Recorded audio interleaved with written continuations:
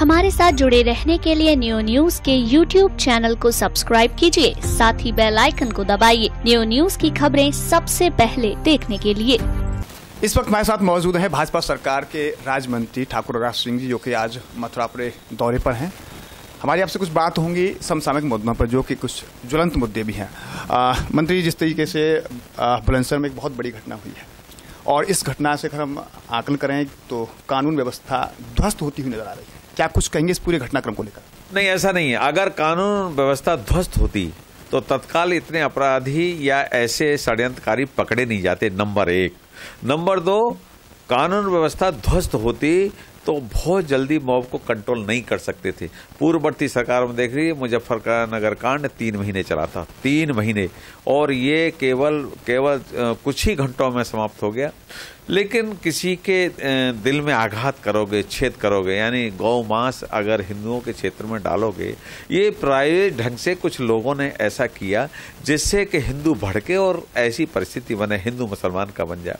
क्योंकि कई दल ऐसे लगे हुए हैं कि अब योगी जी की सरकार और देश में मोदी जी की सरकार बड़े प्राथमिकता के आधार पर सबको नीचे से ऊपर स्टैंडर्ड अप कर रही है, लिविंग स्टैंडर्ड अप हो रहा है उनका, और सबके विषय में सबका साथ, सबका विकास में काम कर रही है। तो ऐसी स्थिति में कोई भी दल, 18 दल आज मोदी हटाओ अभियान में हैं, आप देख रहे हैं।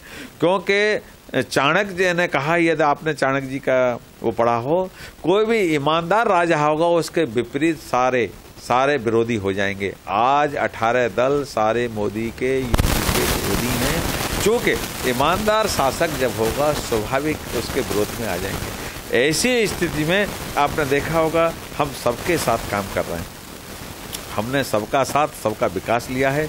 उसी के नाते हम सबको देखिए, श्रम विभाग के अंतर्गत 48 करोड़ के हमने अभी लाभार्थियों को वितरण किया है, और सीधा RTGS लखनऊ से, बीच में कोई बिचौलिया नहीं है।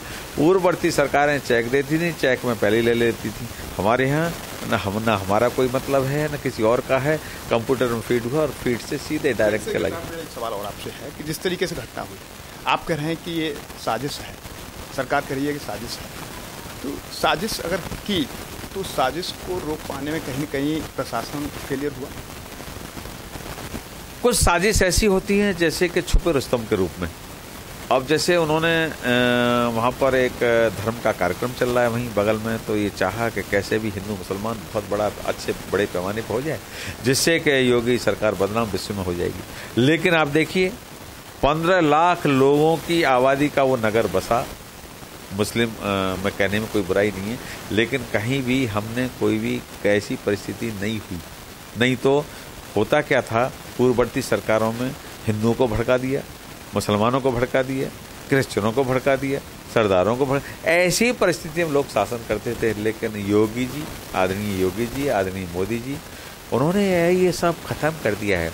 लेकिन जब दलों के पास कोई काम नहीं बचा उनके पास, केवल ऐसी सलाह, ऐसा कुकृत करने के लिए कुछ लोगों ने षड्यंत्र करके कुछ लोगों को भड़काया, और उसके कारण, नहीं तो आप बताइए, हिंदू के क्षेत्र में आपके घर के सामने गौमांस डाला जाए तो आपको भी कष्ट होगा, कितना भी कष्ट होगा कि नहीं?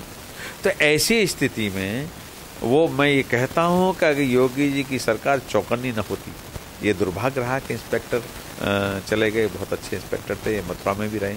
चूँकि मथुरा का मैं प्रभारी संगठन कर रहा हूँ 5 वर्ष, तो मैंने उस व्यक्ति को देखा था, उस परिवार से भी मैं परिचित हूँ अच्छी तरह से। ये दुर्भाग्य रहा है, लेकिन उन्होंने अपने आप को बलिदान करके, और प्रदेश में कहीं दंगा की स्थिति नहीं बनी। कितनी बड़ी बात है, जो आदमी अपनी ड्यूटी पे अपने आप को बलिदान कर दे।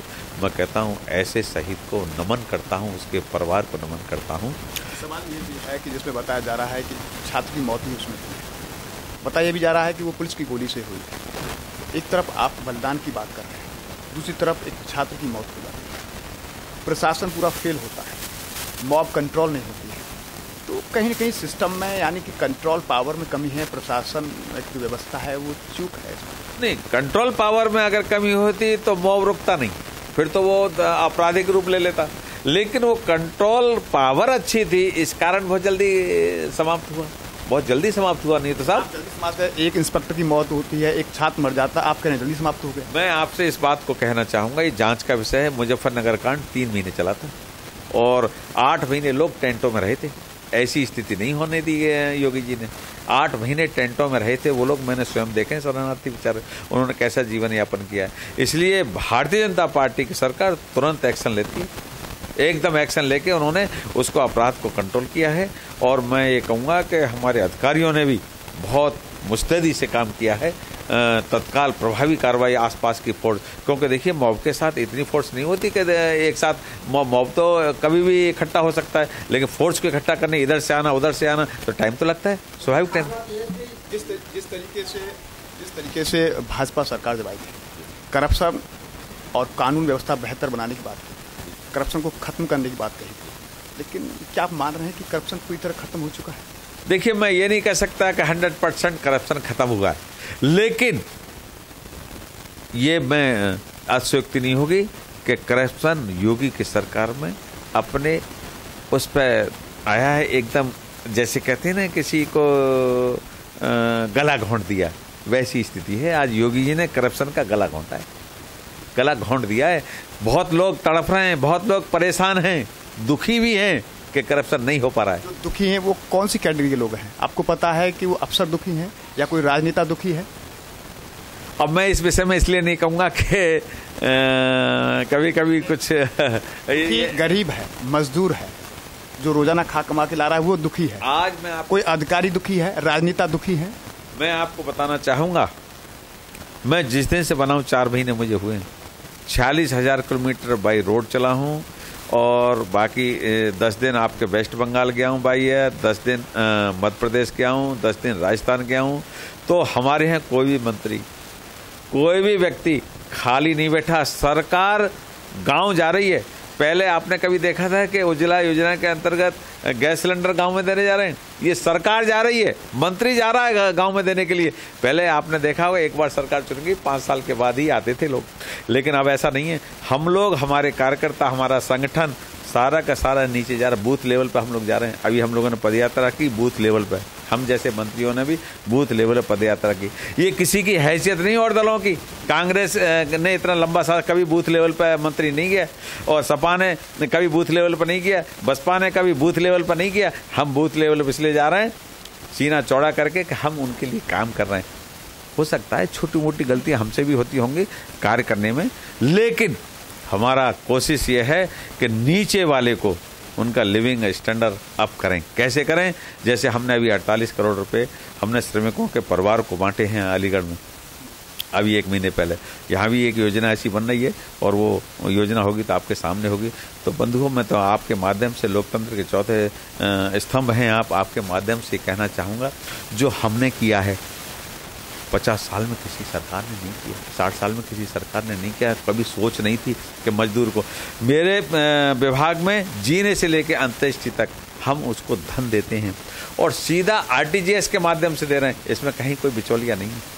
हमको भी नहीं पता ये फीड हो गया और कब चला गया। वो धन वहाँ से मेरे विभाग के पास 4200 करोड़ रुपए हैं और वो सेस के माध्यम से इकट्ठा होता है और श्रमिकों को देना है। पूर्ववर्ती सरकारों ने साइकिल बांटने में, इसमें बांटने में सब खा गए, आपस में सौदा कर लिया और बट गया कमीशन खोरी में, लेकिन यहाँ कोई कमीशन खोरी हो नहीं सकती। 5 राज्यों के इस चुनाव को आप किस तरीके से आकलन कर रहे हैं और 19 में क्या इसका परिणाम अच्छा होगा? देखिए, 19 की कह दूं तो मैं भारी बहुमत के साथ मोदी जी, ये मेरी भविष्यवाणी नाश्ता देमस की 1665 में भविष्यवाणी कर गए कि एक अधेड़ आयु का व्यक्ति आएगा, पहले उसकी खिलाफत होगी, बाद में सब स्वीकार करेंगे।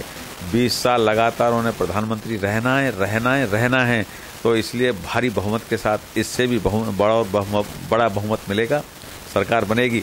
5 और राज्य में भारतीय जनता पार्टी की सरकार बनेगी। क्योंकि जब सत्ता में सरकार आई थी भाजपा, तो राम मंदिर उनका एक प्रमुख मुद्दे के रूप में था और निश्चित तौर पर सभी की जिज्ञासा ये थी कि सरकार जब भाजपा की बनेगी तो राम मंदिर भी बनेगा। तो 4.5 साल का वर्ष हो गया और अभी तक राम मंदिर नहीं बना है, क्या कहेंगे? देखिए, आप लोकतंत्र के चौथा स्तंभ हैं, इसलिए आपको जानकारी है राज्यसभा हमारा बहुमत नहीं है, ये आपको जानकारी है। हम अध्यादेश अब तक कब का लिए आए होते, लेकिन हम सुप्रीम कोर्ट के निर्देश अनुसार कोर्ट से हम चाहते हैं अविलंब उसका फैसला हो जाए।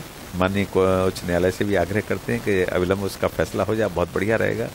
क्योंकि हमारा राज्यसभा में बहुमत नहीं है और सरकार तो बीजेपी, मंदिर तो बीजेपी ही बनाएगी, बीजेपी ही बनाएगी, बीजेपी ही बनाएगी।